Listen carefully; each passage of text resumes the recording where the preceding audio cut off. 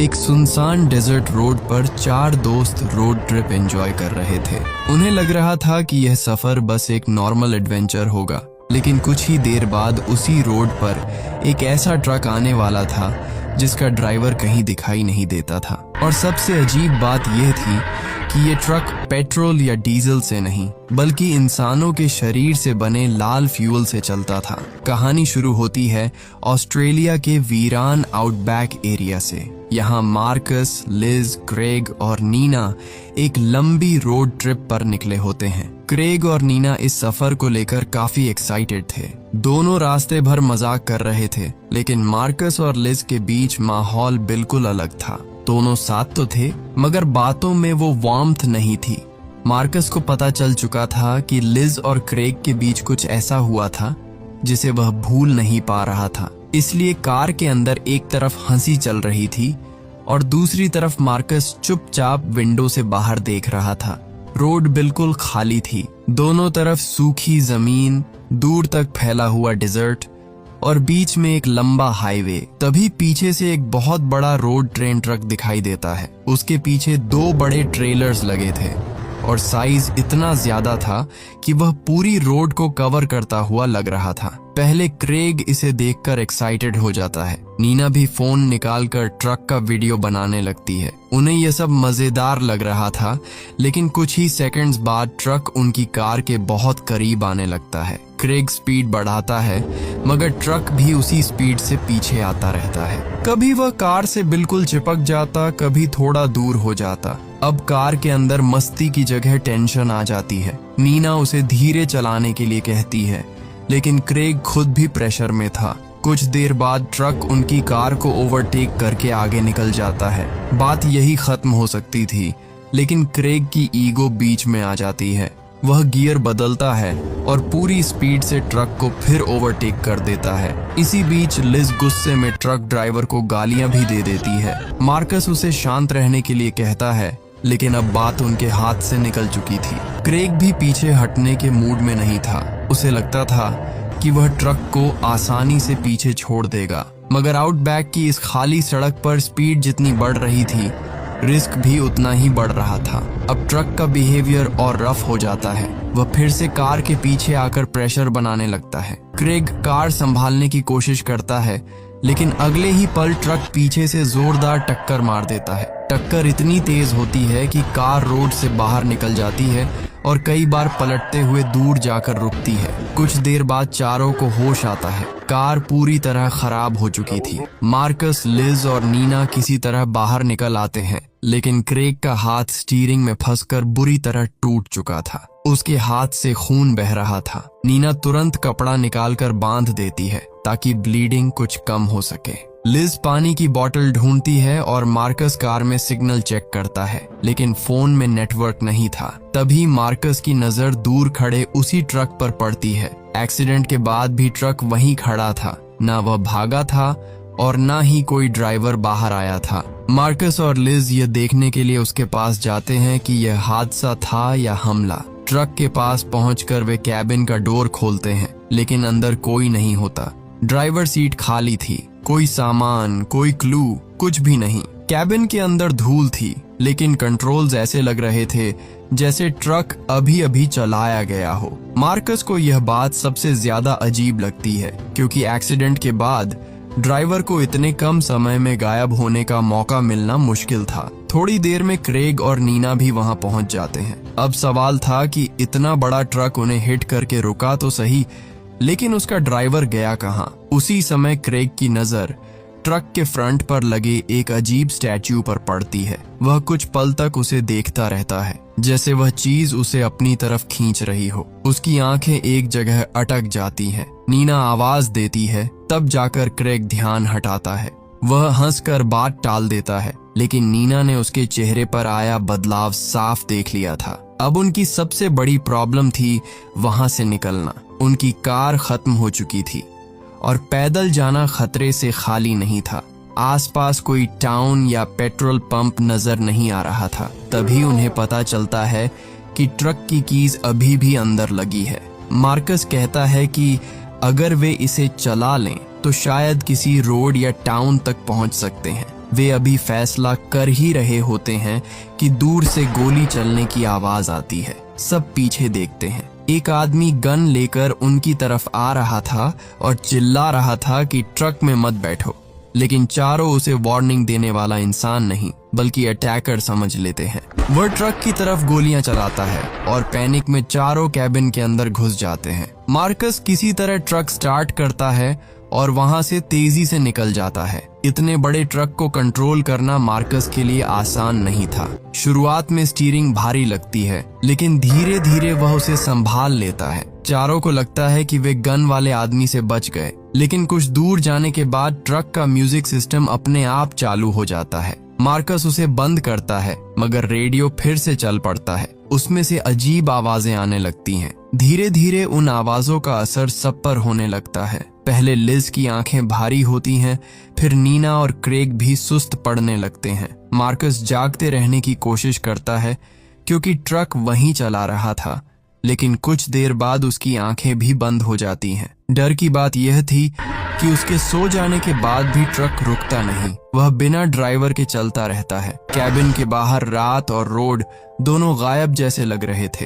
Headlights खाली जमीन पर पड़ रही थीं, लेकिन ट्रक किसी अनसीन रास्ते पर आगे बढ़ता जा रहा था। किसी को होश नहीं था कि वह उन्हें कहां ले जा रहा है। कई घंटों बाद जब चारों की आंख खुलती है तो वे किसी मेन रोड पर नहीं थे। चारों तरफ खाली जमीन थी, कोई साइन बोर्ड नहीं, कोई इंसान नहीं। मार्कस को लगता है कि शायद फ्यूल खत्म होने के बाद ट्रक यहाँ रुक गया होगा, लेकिन जब वह आसपास देखता है तो उसे समझ नहीं आता कि इतना भारी ट्रक बिना ड्राइवर और बिना एक्सेलरेटर के ऊंचाई तक कैसे पहुंचा। लिज को याद आता है कि बेहोश होने से पहले उसने रास्ते में कुछ घर देखे थे। उसे लगता है कि अगर वे वहां तक पहुंच जाएं तो मदद मिल सकती है।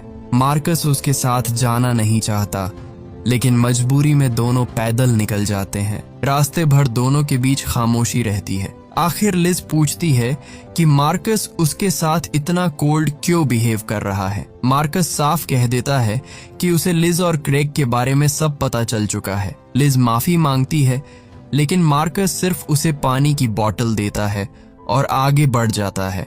दूसरी तरफ ट्रक के पास क्रेग की हालत बिगड़ रही थी। हाथ टूटने की वजह से वह दर्द में था।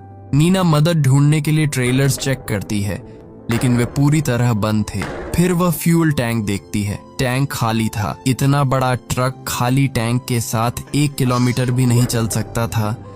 फिर यह उन्हें एक्सीडेंट वाली जगह से इतनी दूर कैसे ले आया था। अब सवाल और बड़ा हो जाता है कि ट्रक अभी तक चल कैसे रहा था। नीना बॉनेट खोलती है। अंदर नॉर्मल इंजन जैसा कुछ नहीं दिखता। पाइप्स का एक अजीब जाल था और उनमें पेट्रोल की जगह गहरा लाल लिक्विड बह रहा था। देखने में वह खून जैसा लग रहा था। नीना खुद को समझाती है कि शायद यह कोई स्पेशल फ्यूल होगा, लेकिन उसे अंदर से लग रहा था कि इस ट्रक में कुछ ठीक नहीं है। उसी समय क्रेग को कैबिन की सीट में एक छोटा होल दिखता है। वह हाथ डालकर अंदर से एक की निकालता है। उसे लगता है कि यह ट्रेलर्स की की हो सकती है। नीना उसे रोकने की कोशिश करती है, लेकिन क्रेग ट्रक के पीछे जाकर लॉक खोल देता है। डोर खुलते ही वह अंदर चला जाता है। अगले ही पल ट्रेलर अपने आप बंद हो जाता है। नीना डोर हैंडल खींचती है, मगर लॉक जैसे अंदर से जैम हो चुका था। क्रेग पहले गुस्से में डोर पीटता है,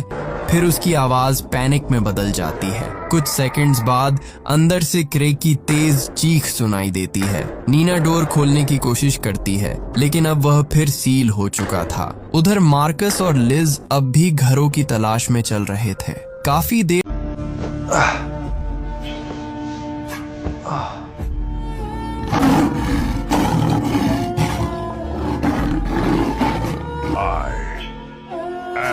Joint pains. I am dangerous. No! It's Paingo oil! Pango oil best for all joint pains, knees, shoulders, back, and other joints. फिर चलने के बाद भी उन्हें कुछ नहीं मिलता। धूप तेज थी और पानी कम। मार्कस को लगने लगता है कि लिज ने शायद बेहोशी में गलत देखा था। दोनों में फिर बहस होती है और आखिर मार्कस अकेला दूसरी दिशा में निकल जाता है। लिज उसे रोकती है, लेकिन वह नहीं रुकता। मार्कस थककर बहुत कमजोर हो चुका था, पानी खत्म हो चुका था और गला सूख रहा था। हालत इतनी खराब हो जाती है कि वह अपनी प्यास बुझाने के लिए अपने ही यूराइन का सहारा लेता है। तभी उसे दूर वही गन वाला आदमी दिखाई देता है। मार्कस भागने की कोशिश करता है, लेकिन ज्यादा दूर नहीं जा पाता। वह आदमी उसे पकड़ लेता है, लेकिन मारता नहीं। वह बार बार समझाता है कि ट्रक में वापस मत जाना। वह बताता है कि शुरुआत में वह भी किसी और की तरह ट्रक में बैठा था। उसे लगा था कि ट्रक उसे बचा लेगा, लेकिन धीरे धीरे उसे समझ आया कि यह लोगों को अपने जाल में फंसा लेता है। यह डर, गुस्सा और शक को बढ़ाता है, फिर लोगों को एक दूसरे के खिलाफ कर देता है। मार्कस पहले उसे पागल समझता है, लेकिन जब वह रेड लिक्विड और ट्रेलर की बात करता है तो मार्कस चुप हो जाता है। तभी मार्कस के दिमाग में फिर वही अजीब असर शुरू होता है। उसे आवाजें सुनाई देती है और सामने वाला आदमी दुश्मन जैसा लगने लगता है। वह उसके हाथ से गन छीनने की कोशिश करता है। दोनों में स्ट्रगल होती है और गन चल जाती है। गोली उस आदमी को लगती है। वह आदमी गिरते हुए भी मार्कस को देखता है, जैसे आखिरी बार भी उसे वार्न करना चाहता हो। उसके होंठ हिलते हैं, लेकिन आवाज बाहर नहीं निकलती। कुछ देर बाद जब मार्कस थोड़ा नॉर्मल होता है तो उसे समझ आता है कि उसने उसी आदमी को मार दिया जो शायद उनकी मदद करना चाहता था। इधर लिज अकेली चलते चलते एक पुराने घर तक पहुंचती है। ये वही घर था जैसा उसने पहले देखा था। अंदर सब खाली था, दीवारें पुरानी, सामान टूटा हुआ और जगह बिल्कुल सुनसान। तभी उसे कुछ मेटल कैन्स मिलते हैं जिनमें वही रेड लिक्विड भरा था। लिज बहुत प्यासा थी। पहले वह पीछे हटती है, लेकिन कमजोरी की वजह से थोड़ा लिक्विड पी लेती है। कुछ ही सेकंड्स में उसे ताकत वापस आती महसूस होती है। उसका गला सूखना बंद हो जाता है और थकान कम हो जाती है, लेकिन इसके साथ ही उसे अजीब आवाजें सुनाई देने लगती है। कभी उसे मार्कस की आवाज लगती है, कभी क्रेग की। वह पीछे मुड़कर देखती है, लेकिन वहां कोई नहीं होता। अब उसे समझ नहीं आता कि ये लिक्विड उसे बचा रहा है या धीरे धीरे बदल रहा है। ट्रक के पास नीना अकेली थी। वह क्रेग को लेकर परेशान थी। तभी उसे ट्रक स्टार्ट होने की आवाज आती है। वह कैबिन की तरफ भागती है और देखती है कि लिज ट्रक स्टार्ट करने की कोशिश कर रही है। नीना उससे मार्कस के बारे में पूछती है तो लिज कहती है कि वह दूसरी तरफ घर ढूंढने गया है। नीना को बात अजीब लगती है, मगर उसी वक्त उनकी नजर ट्रेलर की तरफ जाती है। वहां क्रेग खड़ा था। नीना पहले उसे देखकर खुश होती है, लेकिन तुरंत समझ जाती है कि कुछ बदल चुका है। क्रेग का चेहरा शांत था। उसकी आंखों में दर्द नहीं था। उसका टूटा हुआ हाथ भी पहले से ठीक लग रहा था। नीना पूछती है कि अंदर क्या हुआ, लेकिन क्रेग सिर्फ मुस्कुराकर कहता है कि अब सब ठीक है। उसकी स्माइल में कुछ ऐसा था जिससे नीना पीछे हट जाती है। तभी मिरर में उन्हें कोई गन लेकर आता दिखाई देता है। दोनों डरती हैं, लेकिन जब वह पास आता है तो पता चलता है कि वह मार्कस है। उसने उसी गनमैन के कपड़े पहने थे। वह नीना और लिज पर गन तान देता है। उसके चेहरे से साफ था कि वह खुद को कंट्रोल नहीं कर पा रहा। ट्रिगर दबाने से ठीक पहले उसे होश आता है। वह गन नीचे कर देता है और बताता है कि उसने उस आदमी को मार दिया। उसे ऐसा लग रहा था कि कोई उसके दिमाग को चला रहा था। मार्कस अब समझ चुका था कि यह ट्रक सिर्फ मशीन नहीं है। वह ट्रक की तरफ मुड़कर उस पर गोलियां चलाने लगता है। तभी लिज पीछे से उस पर हमला कर देती है। मार्कस बेहोश होकर गिर जाता है। लिज कहती है कि अगर मार्कस फिर से कंट्रोल खो बैठा तो किसी को भी मार सकता है। नीना मजबूरी में उसकी बात मानती है और दोनों मार्कस को ट्रक के पीछे बांध देती है। क्रेग दूर खड़ा सब देख रहा था। उसका चेहरा शांत था, जैसे उसे पता हो कि अगला क्या होने वाला है। कुछ देर बाद मार्कस को होश आता है। वह नीना को समझाने की कोशिश करता है कि उसने जो भी किया अपने होश में नहीं किया। वह बार बार कहता है कि असली खतरा यही ट्रक है। तभी क्रेग उसके पास आता है और उसे उकसाने लगता है। वह लिज का नाम लेकर मार्कस को भड़काता है। वह कहता है कि मार्कस कमजोर है और लिज कभी उसके साथ खुश नहीं थी। मार्कस पहले खुद को रोकता है, लेकिन क्रेग बार बार उसकी कमजोर जगह पर वार करता है। आखिर मार्कस रस्सी खोलने की कोशिश करता है और किसी तरह आजाद हो जाता है। वह क्रेग पर टूट पड़ता है, दोनों में फाइट होती है। मार्कस पहले से कमजोर था, जबकि क्रेग पहले से ज्यादा ताकतवर लग रहा था। वह मार्कस को नीचे गिराता है और उसका सिर ट्रक के पिछले टायर के पास फंसा देता है। उसी समय लिज ट्रक को आगे बढ़ाने की कोशिश कर रही थी और नीना बाहर खड़ी होकर रास्ता दिखा रही थी। ट्रक थोड़ा आगे बढ़ता है और अचानक रुक जाता है। नीना को लगता है कुछ नीचे फंस गया है। वह झांक कर देखती है और जम जाती है। टायर के नीचे मार्कस का सिर दबा हुआ था। लिज के हाथ कांपने लगते हैं। नीना भी कुछ देर बोल नहीं पाती। मार्कस अब भी कुछ देर पहले तक उन्हें वार्निंग दे रहा था और अब वह ट्रक के नीचे मरा पड़ा था। क्रेग वहां से गायब हो चुका था। नीना खुद को संभालती है। वह जानती है कि अगर वे रुकी तो अगला नंबर उनका होगा। वह लिज से कहती है कि उन्हें तुरंत निकलना होगा। नीना ट्रक चलाने लगती है और लिज बाहर से डायरेक्शन देती है, लेकिन अब लिज बार बार वही रेड लिक्विड पी रही थी। उसके चेहरे पर डर कम और खालीपन ज्यादा दिखने लगा था। नीना उसे मोटू मेरे भाई मेरे यार, देखो मेरा नया आविष्कार पेन गो ऑयल। अब जोड़ों और पाठों का दर्द जड़ से खत्म मेरे यार। दोस्तों, तो फिर किस चीज का इंतजार है? अभी ऑर्डर करो पेन गो ऑयल और दर्द को जड़ से खत्म करो। खाओ समोसे दबा के, अब नो टेंशन। ऑर्डर के लिए हमारी वेबसाइट विजिट करें। रोकती है, पर लिज कहती है कि इससे उसे ताकत मिलती है। तभी क्रेग फिर सामने आता है। वह लिज से बहुत नॉर्मल आवाज में बात करता है। वह मार्कस की मौत और उनके टूटे रिश्ते का फायदा उठाता है। क्रेग कहता है कि मार्कस उसे कभी समझ ही नहीं पाया और वह हमेशा से लिज को चाहता था। लिज पहले उसकी बात नहीं सुनना चाहती, लेकिन मार्कस की मौत, गिल्ट और रेड लिक्विड का असर उसे कमजोर कर चुके थे। क्रेग उसका हाथ पकड़कर ट्रेलर की तरफ ले जाता है। नीना उसे रोकने भागती है, मगर तब तक लिज अंदर चली जाती है और डोर बंद हो जाता है। नीना बाहर से लिज को आवाज देती है। कुछ पल हल्की आवाज आती है, फिर साइलेंस। तभी पीछे से क्रेग की आवाज आती है। वह कहता है कि लिज अंदर उसका इंतजार कर रही है। नीना उसकी बातों में आने ही वाली होती है कि उसकी नजर जमीन पर पड़े खून से सने कपड़ों पर पड़ती है। वे लिज के कपड़े थे। नीना को समझ आ जाता है कि क्रेग झूठ बोल रहा है। उसी पल उसे मार्कस की बात याद आती है कि ट्रक लोगों को उनके डर और कमजोरी से कंट्रोल करता है। क्रेग अब वही कर रहा था। वह नीना को अकेलापन और थकान दिखाकर ट्रेलर तक ले जाना चाहता था। वह पीछे हटती है। क्रेग उसे पकड़ने की कोशिश करता है, लेकिन नीना उसे धक्का देकर ट्रेलर के अंदर गिरा देती है और डोर बंद कर देती है। अंदर से क्रेग की चीखें सुनाई देती है। इस बार नीना डोर नहीं खोलती। मार्कस मर चुका था, लिज गायब हो चुकी थी और क्रेग भी उसी ट्रेलर में फंसा था। अब नीना अकेली बची थी। वह ट्रक स्टार्ट करती है और वहां से निकलने की कोशिश करती है। उसे नहीं पता था कि ट्रक उसे रोड तक ले जाएगा या किसी और ट्रैप में।